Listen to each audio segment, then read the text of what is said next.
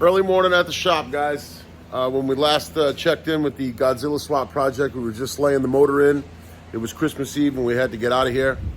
We've had a couple of days since then to do a few more things. In that previous video, I had hung the ultimate header on the passenger side. We had to make some clearance, but everything kind of went in. You can see the header in there, both headers in there actually. It was pretty straightforward. Once you pull the steering shaft out of the way, the driver's side header kind of just falls right in. I had to make a little room, but nothing crazy, just a pry bar and a little elbow grease manipulation, and it went right in. We're gonna go down the swap now, and I'm gonna show you some of the things we did, where we're at right now, and what I'm gonna work on today. So check it out. So here's where we're sitting. I know it looks like a lot's been done, but hear me out. You know, I've already backed up my claim as the world's worst YouTuber, but in order to get these headers where they needed to be and sit comfortably in the motor without binding anything up, I had to install the trans.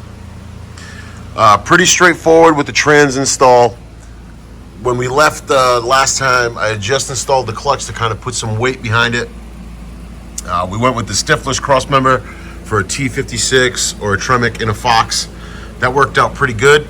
It looks like with the crossmember, the passenger side exhaust is going to be a non-issue, and the driver's side will be a slight issue, but I think we have a way around that, and I think I'm going to be okay. And just, it's pretty straightforward. I did the McLeod clutch. You guys saw me install that. We just got the cable adjusted properly so it's not binded up. Everything seems to be working well. And other than that, today what we're going to do is come over to the back. Drive shaft also was installed. It's just an 03 Cobra drive shaft with a Foxbody flange for an 8.8, and that seemed to do the trick. So today, guys, I've already started mocking up the fuel system. I'm going to take you along on that. We're going to get some juice to these fuel rails, get these injectors pumping, and hopefully fire this thing real soon. It's going to be open headers because I haven't built a custom exhaust yet, but we're getting there. All right, so we got the tank down. I went with the 86 to 93 tank, Fox sending unit, and that brings me to this right here. The first modification, the sending unit wiring. 82 had a different plug. If you guys have been following along in the videos, I'm using a Dakota digital dash. So you can select your fuel sender you want to use and basically do a custom ohms reading and all of that. So I got a new connector from Rock Auto. Got it crimped on. That'll take care of the sending unit portion of it. Get that hooked up. I'm probably just gonna run the fuel pump power wire right through this grommet, poke a hole and send it up, and then I'll ground the pump itself directly to the frame. So I'll clear a spot back here and just make a ground. So I know it'll be good and grounded, and that'll take care of wiring basically until we get to the wiring harness install and how to power up the fuel pump. And then we're gonna get in some line layout in a minute, and I actually gotta pull that pump out and put the Holley 525 pump in. It's just an air motive I had in there for mock-up. But I'll show you when we get to the next step. So just get it sent through there. The Holley has some slack coming off the top of the pump, so you always wanna just leave enough so you can drop the tank and access it when it's sitting on a tranny jack here. But that's it as far as the wiring. I'm gonna get the pump slammed in here now and get that mocked up, kind of get the lines pointing out where I want, and then we'll get the tank up and begin. All right, so here you can see the two setups together. This is the Aeromotive setup I had in there initially. I wanted to go with the 525, but they were on back order. So we had this Aeromotive setup, and I put that in. And this would have supported the car quite well, NA, I believe. Probably would have been no issues. The feed and return, kind of the same setup. Same deal.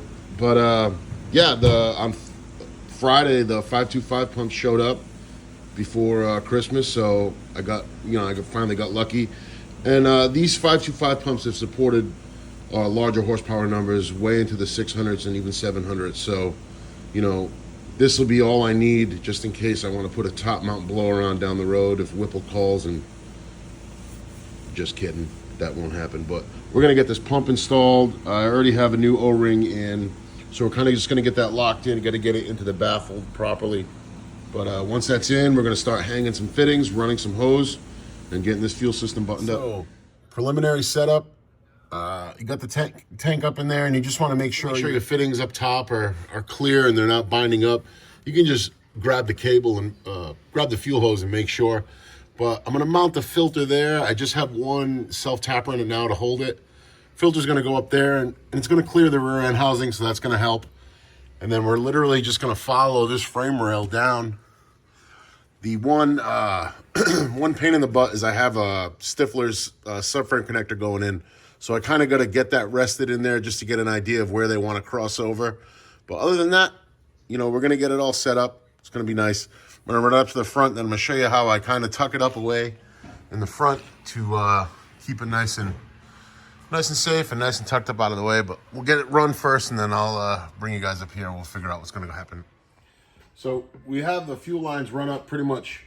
We're not in the engine bay yet, but we're through the floor and we're somewhat secured. I haven't welded in the subframe connector yet, but I have it just affixed up there for now.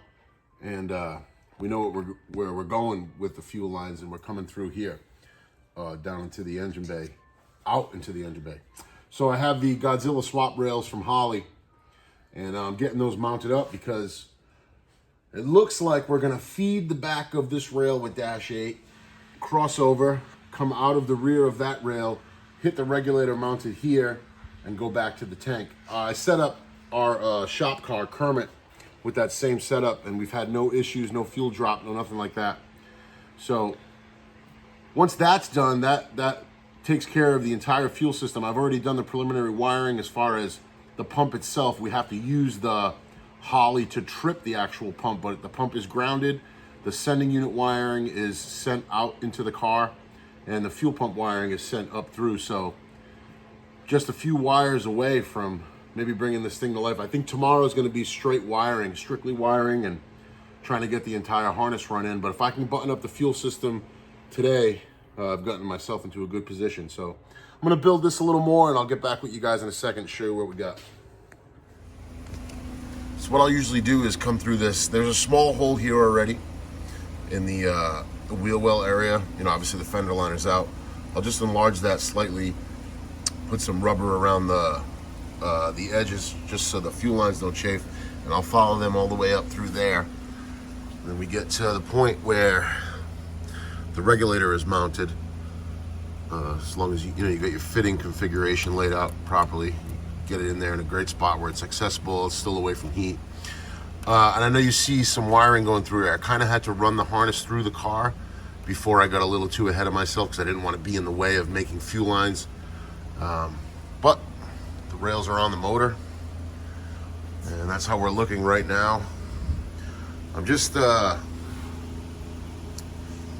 of giving you the meat and potatoes of the whole build. I don't have to detail everything, how to make a fitting and all that. Pretty sure you guys know how to do all that stuff, but I'm trying to honestly behind the scenes get this Godzilla swap done in 3 to 4 days.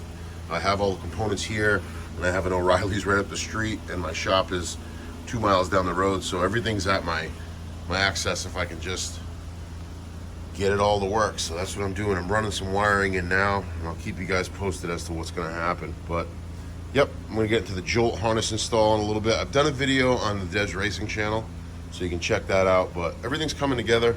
Fuel system is done, brake system is done, rear end is full, trans is in. We're just chipping along here on this list, and I got to make a list next and nickel and dime the whole car and hopefully put some fire in it in the next couple of days. Preliminary wiring, like I had mentioned earlier, we're going with the Dakota digital setup, and I use this in my other 84 Capri. I really like it, and Dakota digital actually offers a module that interfaces with the Holley. So it allows communication of all your sensors and gauges and air fuel ratio and all that. So I'm gonna get this done. I gotta at some point eventually get power into the car. So I'm just getting the main wiring done. The Jolt harness is run. I'll get into that in a minute and show you guys what I did for that. But we're kind of just getting everything sorted to where it wants to be, and then, you know, like I said too, is to show everything is a little wild. It's crunch time, and I'm trying to get the car assembled in 4 days, but just wanted to give you guys a little insight as to what I'm doing. The Dakota Digital is really great because it looks for a pinout of all your controls, and it basically relays it onto their gauge cluster. And having the Holley interact with it or interface with it is even easier because all of the engine data is basically displayed on the Dakota Digital just via a CAN bus cable, so it works out. But we'll be back in a little bit with a little more. Oh man, that was a lot of wiring. A lot of stuff had to get done. I also, you know, with this car being modified and worked on before, it had a 460 big block in it and a C4. So there was some hackery going on in there as far as some wiring and stuff basically wire nutted on and held on. So I had to go through the car and also repair a bunch of stuff. So that was a lot of my work as well. The Jolt harness system is quite simple. Ryan over at Jolt, he's got a great system figured out with the harnesses, and he makes it kind of foolproof. You're left with like 4 wires to hook up, and it's so easy. So that wasn't necessarily a lot of the issue. And you know, with the Dakota Digital gauge cluster, I've done a few of them before, and it's really just about finding the instrument cluster connector pinout. And I don't necessarily have a pinout, but over the years of working on these cars, I kind of know what each wire does. You know, it's getting that into the Dakota Digital module, but I'll get you guys inside the car and I'll show you where we're at right now and where we stand. I'll go over the wiring, and that'll probably take care of this video. And the next video, I got some hoses to put on. I got to fill fluids and maybe hit the key if I can get the tune man to come down. But yeah, check this stuff out.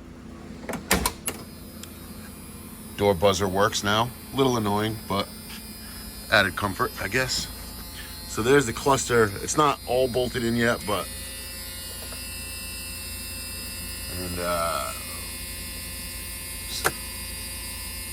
couldn't get green, but it is what it is.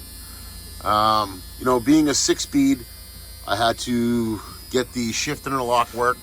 So I got that working off the brake switch. Once the brake pedal is applied, the lockout solenoid gets power and you can go into reverse.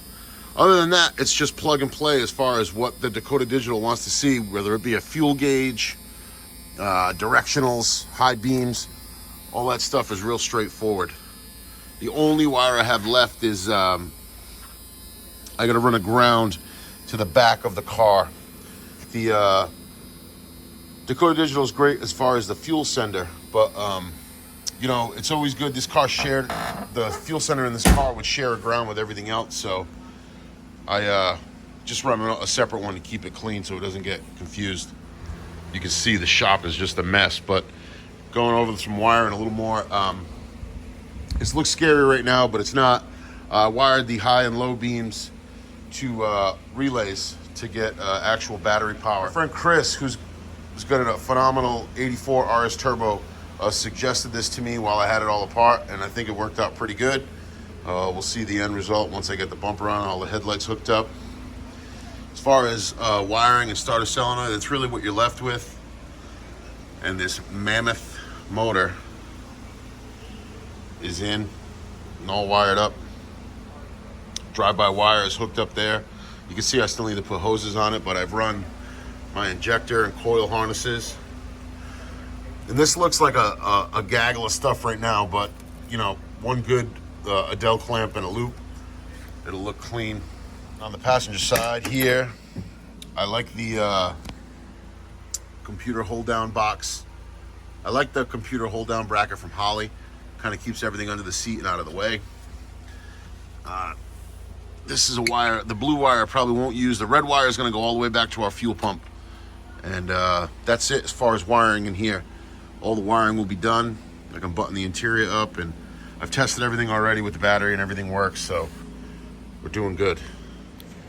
Now I understand this video is kind of, you know, there's not a shit ton of detail, and I'm not showing how to wire up a relay, how to do this and do that. It's because, you know, regarding, like, we'll take something for the harness, for example, the instructions are quite easy, and there's 4 wires you're really working with, so I don't really need to be redundant and state the obvious, you know. And I showed you guys putting the motor in. I showed you the K member that's needed to put the motor in. That's, to me, those are really the meat and potatoes of a build. You know, what needs to happen to make something work.